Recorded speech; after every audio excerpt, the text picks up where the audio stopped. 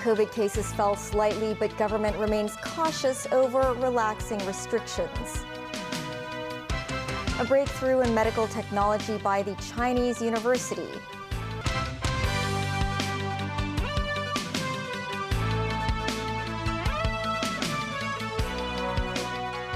Hello and welcome to TVB News. The city reported around 5,100 new COVID cases today, slightly fewer than yesterday. But for the first time, authorities discovered a new COVID variant, BQ.1.1, among imported cases. Meanwhile, in a LegCo meeting of a majority of lawmakers called for the further relaxation of travel restrictions. But Health Secretary Lo Chung-mau remains cautious. Jackie Lin reports. Next month, Hong Kong will play host to two international events, including the Global Financial Leaders Investment Summit. With that, various sectors have been urging the government to ease restrictions for new arrivals from 0+3 to 0+0, with a 3-day medical surveillance removed. It's understood there are no such plans in the policy address to be unveiled next Wednesday. But exemptions for certain individuals might be considered while the summit is held. In today's Legislative Council Health Panel meeting, a chorus of appeals from lawmakers to ease the city's travel curbs further. Under 0+3, there aren't many travelers who can visit the scheduled premises. Is it possible that with the Amber Code system, travelers could be exempted to go to theme parks and different tourist destinations and use designated transports and dine at designated catering premises? But Secretary for Health Professor Lo Chung-mau says more pandemic data has to be scrutinized before such moves. As to whether we can adjust the activity scope after they have arrived in Hong Kong, but with the increase in the number of travelers, the number of cases would also see a rise. And we also see XXB and BA.2.75 subvariant cases. These are also our concerns. Lawmaker Michael Tian disagrees. That point cannot stand.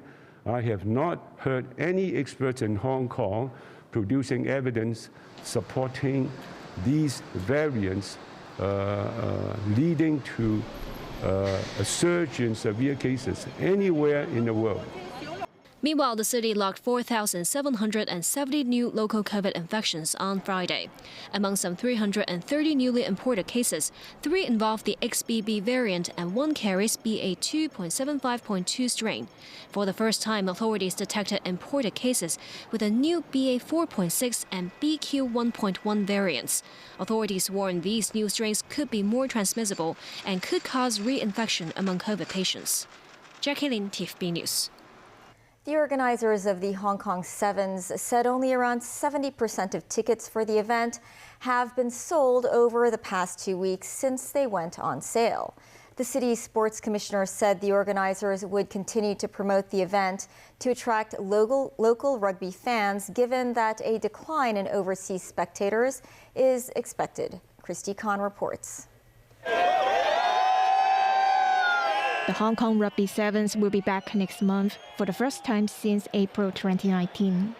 The Sevens organizers said only around 70% of tickets have been sold so far, even after the implementation of the 0+3 policy in the city. Under the current policy, people with the Amber Health Code will not be allowed to enter regulated premises, including Hong Kong Stadium, during the first 3 days after their arrival in Hong Kong. Speaking to TVB News, Sports Commissioner Yuan Teck-kun said the organizers had already expected most spectators would be local this year due to the travel restrictions in the city. The low overseas ticket sales compared with past events has led to the organizers upping their efforts to promote the event locally. I understand that the Rugby Union, they have been promoting the event through various channels, including through their clubs and also the rugby communities, and also the companies and also their friendly organizations. And Yuan was optimistic that more tickets could be sold over the remaining 3 weeks before the tournament. Rugby 7 itself actually is a sports event, and rugby is an attractive sports. So, and this time we have top teams from the world coming to Hong Kong to play the Rugby Sevens. So the event itself is very attractive. The Hong Kong Rugby Union, meanwhile, hopes that the government can further ease the current anti-COVID measures, such as allowing spectators to eat at the stadium to attract more people to attend the sports event. But the sports commissioner reiterated that the authorities could not ignore the current pandemic situation in Hong Kong. I think the current conditions is the appropriate set of conditions for the event. But of course, we will review the situation from time to time. He added that there can be more room for improvement if the city's COVID situation improves. Christy Khan, TVB News.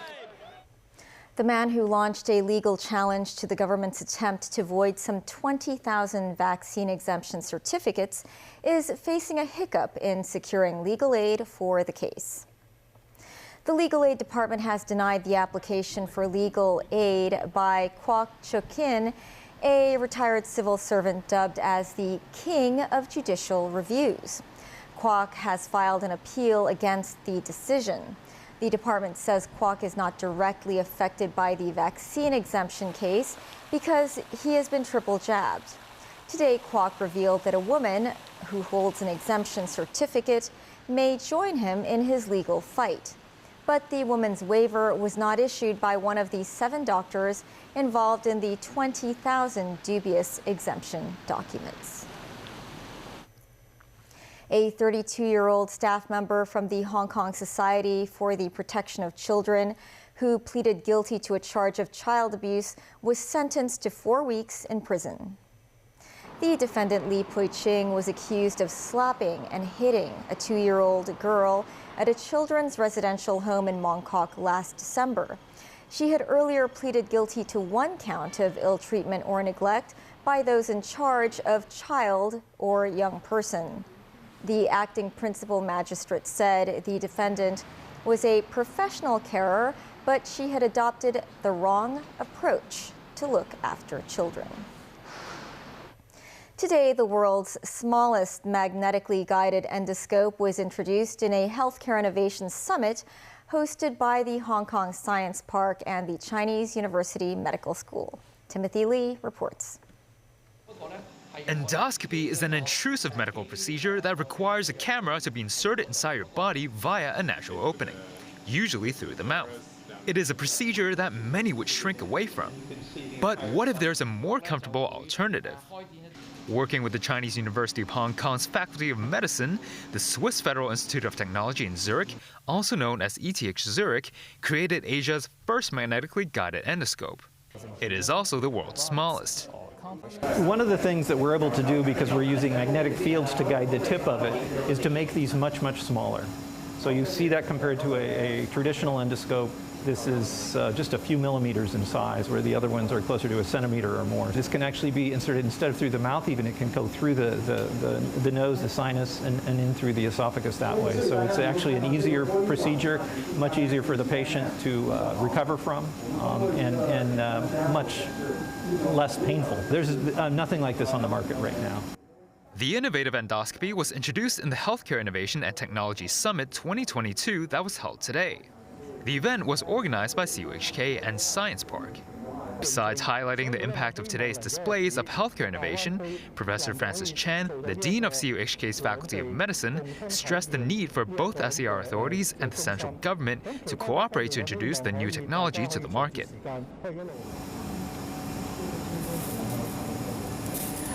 This revolutionary endoscope is just one of the trailblazing achievements in the field of robotics, all accomplished within the confines of CUHK's InnoHK Center.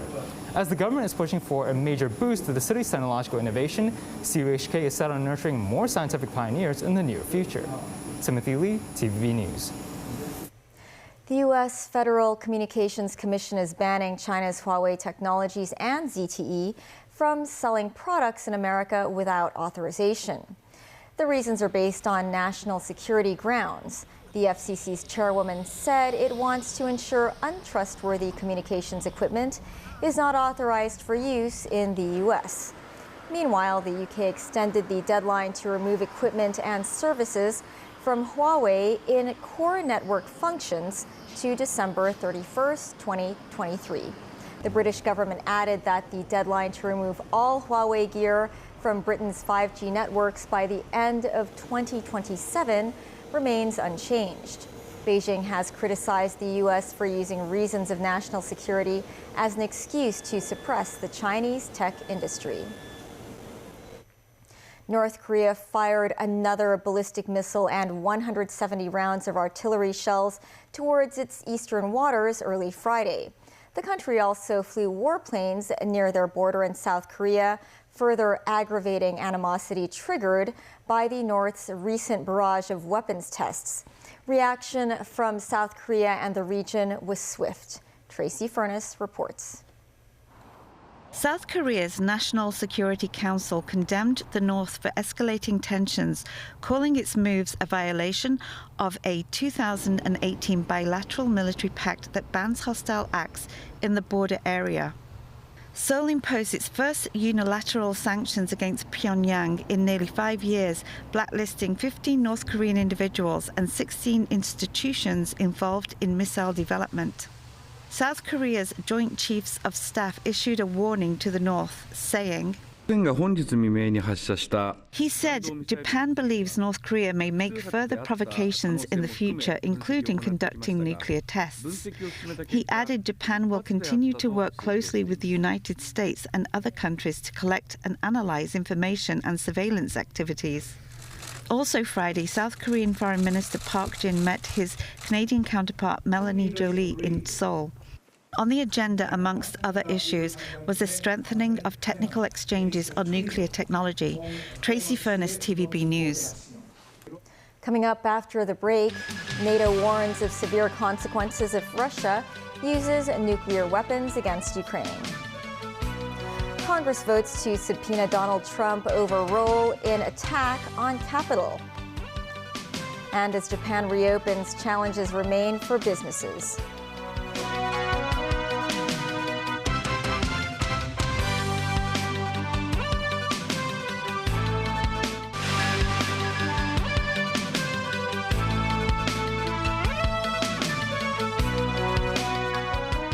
Welcome back to TVB News. Ukrainian President Volodymyr Zelensky said Ukraine's army intercepted 6 Russian rockets fired at the country. Meanwhile, Tesla CEO Elon Musk said his SpaceX company cannot indefinitely fund the Starlink internet service in Ukraine, suggesting he may want the U.S. government to pay for the service. Daniel Rao tells us more. During his nightly address, Ukrainian President Volodymyr Zelensky said 20 Ukrainians had been returned after being captured by Russian forces. He added 11 Russian rockets were fired over the course of the day, but 6 were shut down by the Ukrainian army. The Ukrainian president also welcomed the decision by the Council of Europe to declare Russia a terrorist regime, calling it an important political sign. The Council is a 46-nation international organization which aims to uphold human rights, democracy and the rule of law. In NATO's headquarters in Brussels, Jens Stoltenberg, the Secretary-General of NATO, warned Russian President Vladimir Putin of serious consequences should the Kremlin deploy nuclear weapons in Ukraine. It will have severe consequences if Russia uses nuclear weapon, any kind of nuclear weapon against Ukraine. This is something Russia knows, something NATO and NATO allies have communicated in different ways to Russia, and we will not go into exactly how we will respond, but of course this will fundamentally change the nature of the conflict. It will mean that a very important line has been crossed. U.S. Secretary of Defense Lloyd Austin said Russia made a choice to attack Ukraine and could resolve the conflict by withdrawing. He reiterated NATO's commitment to assisting Ukraine's war effort. Meanwhile, the head of the United Nations nuclear watchdog, the International Atomic Energy Agency, said there remains an urgent need for a protection zone around the Zaporizhzhia nuclear power plant amid the war in Ukraine. There has to be a recognition that this nuclear power plant cannot be a military target of any sort, in any way, intended or unintended. Grossi made the statement in Kyiv shortly after returning from Russia, where he held talks with Russian President Vladimir Putin. He said he believes Russia wants to ensure the plant is protected. Grossi also said he told Putin the IAEA cannot recognize annexations under the UN Charter. Daniel Roll, TVB News. A U.S. House of Representatives committee has voted to subpoena former President Donald Trump over his role in the attack on the Capitol on January 6, 2021. More from NBC News. Tonight, a dramatic move by the House January 6 committee. There are 9 ayes and 0 noes. Voting unanimously to subpoena former President Trump. He is required to answer for his actions. Though it's a step legal experts say is likely just symbolic, today's hearing essentially the committee's closing argument against the former president before the midterms. Over the course of these hearings, the evidence has proven that there was a multi-part plan led by former President Donald Trump to overturn the 2020 election. The committee revealing new documents obtained from the Secret Service, agents raising alarms the morning of January 6th. It was clear that the Secret Service anticipated violence. It felt like the calm before the storm, one agent predicted in a Protective Intelligence Division chat group. Another remarked how agents were watching the crazies on live stream. Including reports there were armed members of the crowd outside Mr. Trump's speech. The crowd outside the magnetometers was armed, and the agents knew it.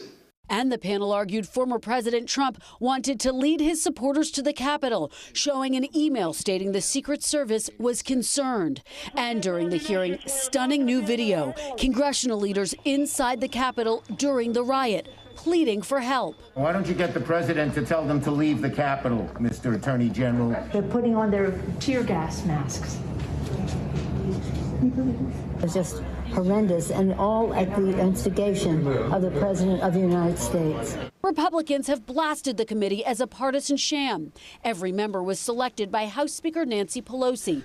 Tonight, Mr. Trump saying, "Why didn't the unselect committee ask me to testify months ago? Because the committee is a total bust that has only served to further divide our country." Committee member and fierce Trump critic Liz Cheney will soon be leaving Congress after losing in a landslide in her Wyoming Republican primary. Today, Cheney with this warning. What happens when the president disregards the court's rulings as illegitimate?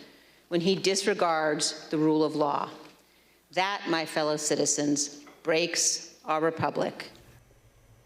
Britain's Prime Minister Liz Truss will hold a press conference today as pressure is mounting for her government to scrap an economic policy that unleashed turmoil in the financial markets. Meanwhile, Britain's Finance Minister Kwasi Kwarteng has been sacked after less than 6 weeks in the job, the BBC reported on Friday. As Japan lifted its border restrictions, business travelers and tourists alike can now visit Japan visa-free for 90 days. But due to the country's pandemic situation, there are still challenges for some Hong Kong companies taking business trips to Japan. Trevor Lee reports from Tokyo. Yi Yi is a promotion mascot for Japan by a Hong Kong agency. The last time she was in Japan, it was 2019 before the pandemic. In order to bring her back to Japan, a promotion company applied for a visa at the invitation of the Japanese government earlier this year.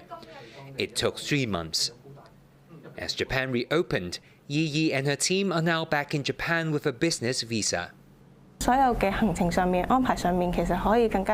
Iris from the promotion company said earlier they had to submit a detailed schedule when applying for the visa. But now they can change the schedule more freely. Various other businesses are also coming back to Japan as it reopened, such as travel agency boss Mr. Chow. He is planning to travel to more than 10 cities to meet business partners over the coming 2 weeks.